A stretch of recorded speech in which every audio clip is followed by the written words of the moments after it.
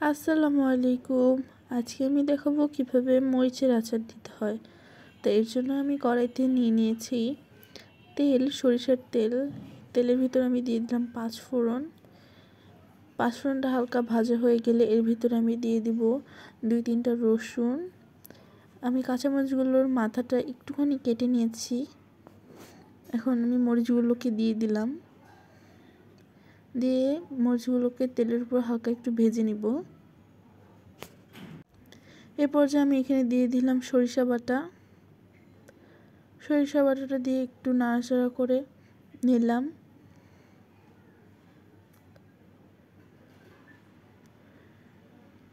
এখানে একটুখানি হলুদের গুঁড়া ব্যবহার করেছি যেন কালারটা অনেক সুন্দর হয়। এখানে দিয়ে দিলাম তেঁতুলটা আমি একটু ভিজিয়ে রেখেছিলাম, সেই ভিজানো তেঁতুলগুলো এখানে দিয়ে দিলাম, দিয়ে খুব ভালোভাবে একটু নাড়াচাড়া করে নিব।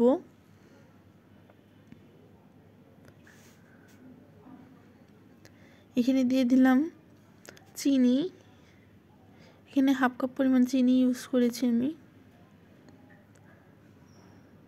চিনিটা খুব ভালোভাবে মিশিয়ে নেব। এখন আমি এখানে দিয়ে দিলাম আবারও কিছু রসুন। আমি এখানে আবারও আস্ত রসুন ব্যবহার করেছি।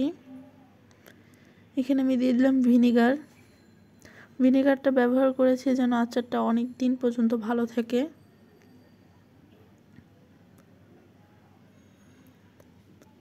খুবই মজাদার একটি মরিচের আচার।